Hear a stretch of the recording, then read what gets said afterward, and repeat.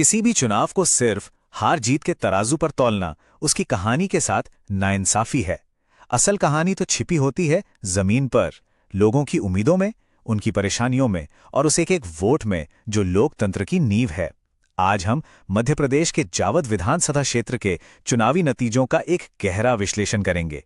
ये समझने की कोशिश करेंगे कि कैसे एक करीबी मुकाबला हमें राजनीति की बदलती हकीकत के बारे में बहुत कुछ सिखाता है। चलिए इस दिलचस्प लड़ाई की परतों को खोलते हैं। 2364 स्क्रीन पर दिख रहा ये नंबर सिर्फ एक आंकड़ा नहीं है। 2030 के जावद चुनाव में ये जीत और हार के बीच की एक पतली सी लकीर थी। सोचिए, कुल डाले गए वोटों का महज 1.46%। जब फैसला इतने कम अंतर से हो तो ये बताता है कि मुकाबला कितना कांटे का था और हवा किस करवट बैठेगी ये कहना कितना मुश्किल था। हर एक वोट की कीमत क्या होती है, ये नंबर उसकी सबसे बड़ी गवाही है। अब जरा इस चार्ट को देखिए। 2018 में जीत का अंतर था 4206 वोट और 5 साल बाद 2023 में ये अंतर घटकर लगभग आधा रह गया, सिर्फ 2364। ये घटता हुआ मार्जिन कोई मामूली बात नहीं है। ये एक बहुत बड़े राजनीतिक बदलाव का इशारा कर रहा है। साफ है कि सत्ताधारी पक्ष की पकड़ कमजोर हुई है और विपक्ष ने अपनी जमीन मजबूत की है। ये आंकड़े बता रहे हैं कि जावद का राजनीतिक मिजाज बदल रहा है। तो आखिर ये जावद है कहां? जावद मध्य प्रदेश के नीमच जिले की एक ग्रामीण सीट है। यहाँ की ज्यादातर आबादी की जिंदगी खेती किसानी के इर्द गिर्द घूमती है और एक बात जो इस जगह को खास बनाती है वो है यहाँ के लोगों की राजनीति में गहरी दिलचस्पी। यहाँ वोटर टर्नआउट 80% से ऊपर रहता है, जो बहुत बड़ी बात है। दरअसल जावद की कहानी भारत के उन लाखों गांवों की कहानी है जहां देश का असली राजनीतिक भविष्य तय होता है। इस पूरे विश्लेषण को समझने के लिए हम इसे 5 हिस्से में देखेंगे। पहले इस करीबी मुकाबले को समझेंगे, फिर लोगों की असल समस्याओं पर बात करेंगे, इसके बाद सत्ताधारी और चैलेंजर की तुलना करेंगे, फिर देखेंगे कि जीत का ब्लूप्रिंट क्या हो सकता था और आखिर में बात करेंगे विश्वास की लड़ाई की। किसी भी चुनाव को समझने की शुरुआत होती है वहां के लोगों को समझने से। वोट किसी पार्टी या नेता के लिए सिर्फ एक बटन दबाना नहीं है, वोट अपनी उम्मीदों और अपनी परेशानियों का एक इजहार है। तो चलिए सबसे पहले ये देखते हैं कि जावद के मतदाता असल में किन मुद्दों से जूझ रहे थे, उनके लिए क्या मायने रखता था। ये टेबल देखिए, ये जावद के लोगों की सबसे बड़ी चिंताओं को दिखाती है। 3 मुद्दे सबसे ऊपर हैं जिनकी तीव्रता हाई है। पहला, कृषि संकट।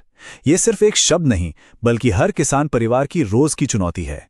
फसलों का सही दाम ना मिलना, कर्ज का बढ़ता बोझ। दूसरा, बेरोजगारी। युवाओं के पास काम की कमी और खेती के अलावा रोजगार के मौकों का ना होना। और तीसरा, सत्ता विरोधी लहर। जब एक ही पार्टी 20 साल से सत्ता में हो तो लोगों में बदलाव की एक स्वाभाविक इच्छा जागती है। ये तीनों मुद्दे मिलकर एक बहुत शक्तिशाली राजनीतिक माहौल तैयार कर रहे थे। हमारे संविधान की भी यही खूबसूरती है कि वो हर नागरिक को अपनी बात रखने और गरिमा के साथ अपनी जरूरतों के लिए आवाज उठाने का हक देता है। और ये समस्याएं सिर्फ कागज पर नहीं हैं। 2017 के किसान आंदोलन की यादें लोगों के जहन में आज भी ताज़ा हैं। वो गुस्सा, वो हताशा आज भी यहाँ की राजनीति को कहीं ना कहीं प्रभावित करती है। ग्रामीण बेरोजगारी सिर्फ एक सरकारी आंकड़ा नहीं है, ये हर उस घर की कहानी है जहां एक पढ़ा लिखा नौजवान काम की तलाश में है। जब मुद्दे लोगों के निजी अनुभव से जुड़ जाते हैं तो वो चुनाव में बदलाव के लिए एक मजबूत ताकत बन जाते हैं। अब बात करते हैं उन 2 मुख्य किरदारों की जिनके बीच ये चुनावी जंग लड़ी गई। एक तरफ थे सत्ताधारी विधायक जो एक लंबे समय से इस सीट पर काबिज थे और दूसरी तरफ थे एक नए चैलेंजर जो पूरी व्यवस्था को चुनौती दे रहे थे। ये एक क्लासिक राजनीतिक लड़ाई थी, स्थापित नेता बनाम एक जमीनी बागी। चलिए दोनों नेताओं की प्रोफाइल को समझते हैं। बाएं तरफ हैं बीजेपी के ओम प्रकाश सखलेचा जो 2003 से यानी 20 सालों से लगातार विधायक थे। उनकी सबसे बड़ी ताकत थी केंद्र सरकार की योजनाएं और पार्टी का मजबूत संगठन। वहीं दाईं तरफ हैं कांग्रेस के समंदर पटेल जिनकी छवि एक जुझारू किसान नेता की थी। उनका पार्टी से असहमति का भी एक इतिहास रहा है। वो निर्दलीय भी लड़ चुके हैं, लेकिन उनकी असली ताकत थी जमीनी स्तर पर लोगों को अपने साथ जोड़ने की उनकी काबिलियत। तो एक तरफ स्थिरता और संगठन था और दूसरी तरफ व्यक्तिगत करिश्मा और किसानों से सीधा जुड़ाव। ये टाइमलाइन देखिए, ये जावद पर बीजेपी की लंबी पकड़ को साफ दिखाती है। कांग्रेस यहां आखिरी बार 1998 में जीती थी। 2003 से लगातार ओम प्रकाश सखलेचा जीतते आ रहे हैं। लेकिन सबसे जरूरी बात यह है कि 2023 की जीत उनके पूरे राजनीतिक करियर की सबसे कम अंतर वाली जीत थी। जब 2 दशकों के शासन के बाद जीत का फासला इतना सिकुड़ जाए तो एक स्पष्ट संकेत है कि राजनीतिक हवा का रुख बदल रहा है। इस विश्लेषण का ये एक बहुत महत्वपूर्ण निष्कर्ष है। जावद का वोटिंग पैटर्न दिखाता है कि यहां सत्ता के खिलाफ लहर तो है, लेकिन वो अस्थिर है, बटी हुई है। और पुराने चुनावों को देखें तो कांग्रेस के बागी उम्मीदवार अक्सर कांग्रेस के ही वोट काटते रहे हैं, जिसका सीधा फायदा बीजेपी को मिला है। 2018 में भी कुछ ऐसा ही हुआ था। इसका मतलब यह है कि लड़ाई सिर्फ 2 पार्टियों के बीच नहीं है। पार्टियों के अंदर की गुटबाजी और बागी उम्मीदवार भी नतीजों पर बहुत गहरा असर डालते हैं।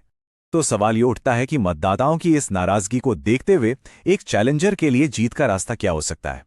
अब हम समस्याओं के विश्लेषण से आगे बढ़कर एक संभावित समाधान की बात करते हैं। यहां एक 90 दिन की रणनीतिक योजना का खाका है, जिसे मतदाताओं के असंतोष को वोटों में बदलने के लिए डिजाइन किया जा सकता है। इस 90 दिन की रणनीति को 4 चरणों में बांटा गया है। पहले 30 दिन जमीनी जुड़ाव को फिर से मजबूत करना, गांव-गांव जाकर खासकर उन किसानों तक पहुंचना जो नाराज हैं। अगले 30 दिन कृषि संकट और बेरोजगारी जैसे बड़े स्थानीय मुद्दों को उठाकर उस सत्ता विरोधी लहर को एक दिशा देना। फिर चुनाव से 30 दिन पहले बड़े नेताओं के साथ एक हाई विजिबिलिटी अभियान शुरू करना, ताकि लोगों में ये भरोसा जगे कि बदलाव मुमकिन है। और आखिरी के 15 दिनों में एक सटीक get out the vote plan, यानी ये पक्का करना कि बदलाव चाहने वाला हर वोटर पोलिंग बूथ तक जरूर पहुंचे।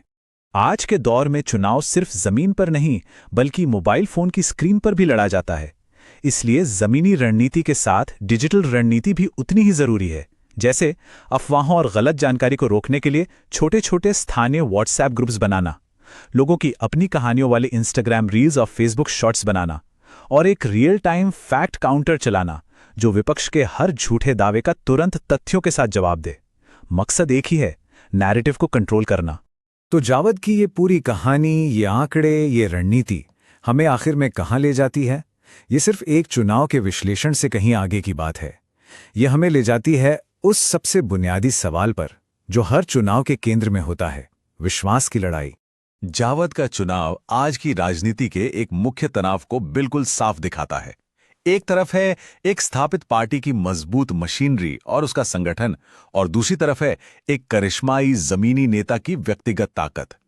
2023 का करीबी नतीजा ये दिखाता है कि इन दोनों में से कोई भी अकेले जीत की गारंटी नहीं है। जब मुकाबला इतना करीबी हो तो सही रणनीति ही हार को जीत में बदल सकती है। और अंत में ये एक बड़ा सवाल हमारे सामने खड़ा होता है। राजनीति के इस नए दौर में जहां डेटा और रणनीति इतनी अहम हो गई हैं, क्या सिर्फ एक सटीक डेटा पर आधारित ब्लूप्रिंट लोगों का भरोसा जीतने के लिए काफी है? लोकतंत्र में डेटा एक जरूरी औजार है, लेकिन विश्वास जीतने के लिए लोगों की निजता और सहमति का सम्मान करना भी उतना ही जरूरी है।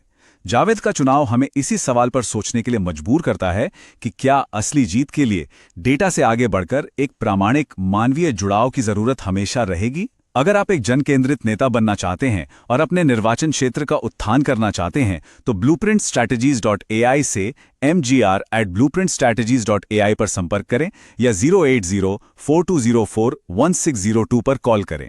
राजनीति से परे उद्देश्य।